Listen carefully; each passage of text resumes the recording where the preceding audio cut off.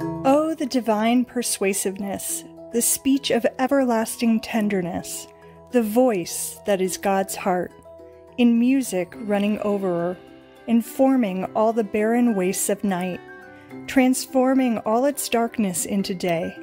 Worlds hear it, and they clothe themselves in flowers. Suns hear it and grow opulent with worlds. Heaven hears it, and each angel leaps to song. And every heart melts in its kindred heart, and all the universe melts into God.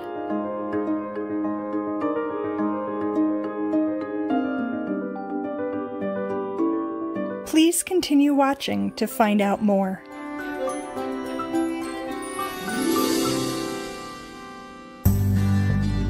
The spirited periodical, The World's Advanced Thought, was founded by Lucy A. Mallory in 1886. Lucy served as both publisher and editor of the paper and wrote for it as well.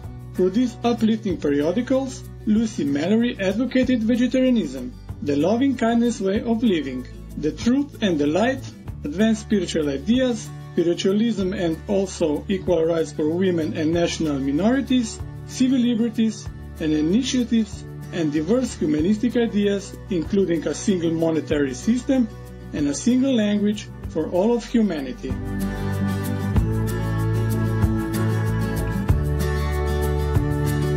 Lucy Mallory was a woman way ahead of her time, and she was very well known in the field of metaphysics, creative visualization, and positive thinking. She was an eminent philosopher, humanitarian, feminist, animal lover, and animal rights activist, and a vegetarian advocate of the century. She once said, "Vegetarianism is becoming worldwide. We are not speaking of forced vegetarianism.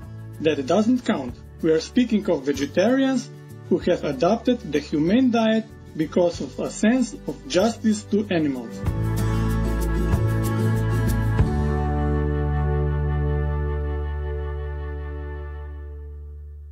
We now share with you selections from the periodical The World's Advanced Thought.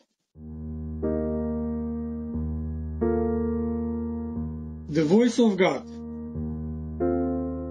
Oh, that voice! No man is mightier in his hate than God in love, stronger in falsity than God in truth.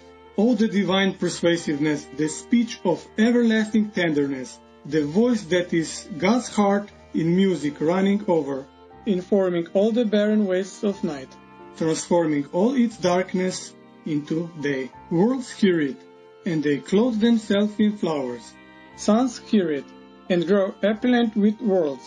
Heaven hears it, and each angel leaps to song, and every heart melts in its kindred heart, and all the universe melts into God, reposing in its bosom like a bride. No man, no spirit can resist that voice, renewing and restoring.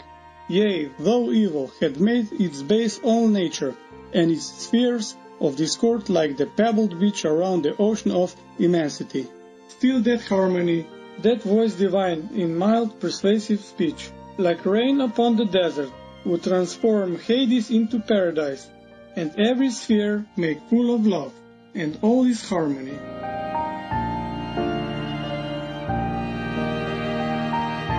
Through darkness to light, the ultimate of all things is to the light. From formlessness, darkness, to form, spirit of diffused light, from form to essence, celestial light. Darkness disintegrates, light creates darkness, and light is the receptive, the negative, and the giving, the positive elements of one power. The law of gravity, or the law of electromagnetism, the same thing, governs both darkness and light on the material plane, but acts oppositely in darkness from what it does in light. In light, the magnetic elements hold the atoms together, while the electroenergy creates growth. In darkness, the magnetic elements pull apart the structure, while the electrical energy destroys or dissolves the creation. The magnetoelectric energies of darkness draw downwards. The magnetoelectric energy of light draws upwards. Growth is the result of an equilibrium between opposite actions of light and darkness. Destroy the equilibrium by the domination of the magnetoelectric elements of darkness, and to the degree it dominates, we have sickness and death. Let light dominate to the highest degree, and we have immortality. Light makes all things visible and comprehensible, in all states of existence. The light of day, the light of intelligence, and the light of love are the outer, the inner, and the innermost of the one all-knowing essence. Darkness hides and makes incomprehensible.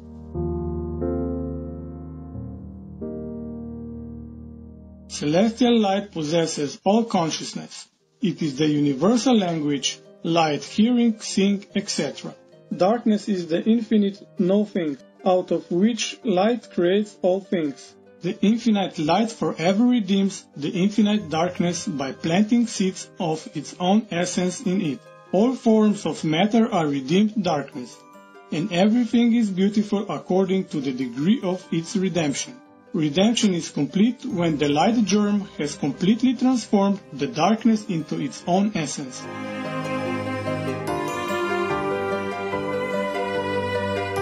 What it means to be a vegetarian. If as a vegetarian you eat all other things in sight except flesh, you are far from being a vegetarian.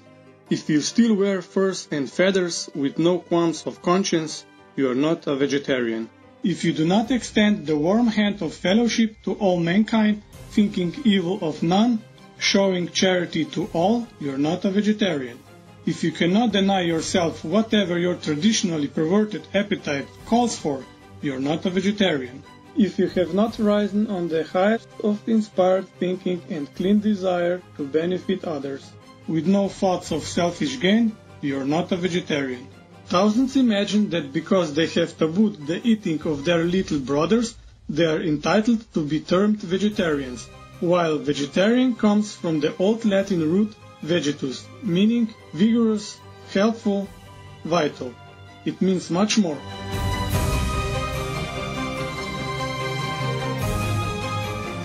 With a body built of clean, humane food, refining processes take place which entirely regenerate and place one on a plane of ethical and spiritual eminence which vibrates an atmosphere of the essence of all that is righteous and holy. Such a state is worth striving for. It will not come instantaneously.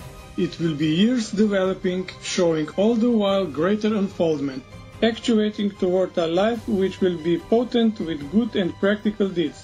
If you can disregard all habits, break loose from tradition and accept all new and valuable thought, selecting from the chaff only that which you can use for good, if you can eliminate prejudice from your heart, envy, selfish desires, extending sympathy to all, then you are nearly approaching what real vegetarian living will accomplish for those who seek its innermost value.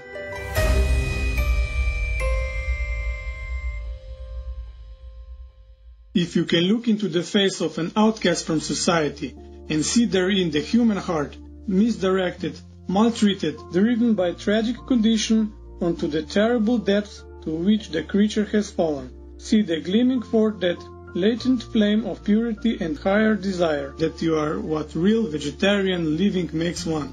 If you can see beyond the present moment and know that all this evil, this sorrow, this woe and misery of the human race are but stepping stones toward a higher development and wish to aid in this good work, then you have not lived in vain and striven for a cleaner and more humane life for yourself.